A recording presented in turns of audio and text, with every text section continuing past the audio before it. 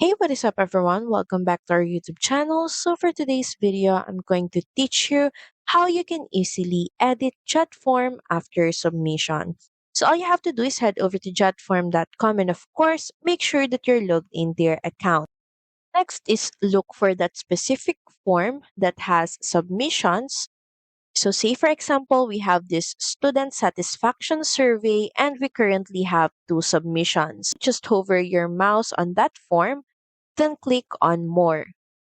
Then under Data, just click on Submissions. You will then be redirected to a page where you can see all the submissions and entries created on that form. And from here, all you have to do is look for that specific submission that you want to edit. Say this submission, for example, and beside the submission date, click on the View button. A new window will then pop up, and from here, just click on the three dot icon, then click on Edit Entry.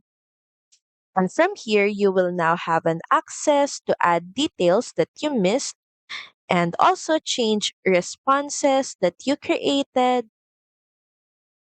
Then once done, just head over and once again click on the Submit button.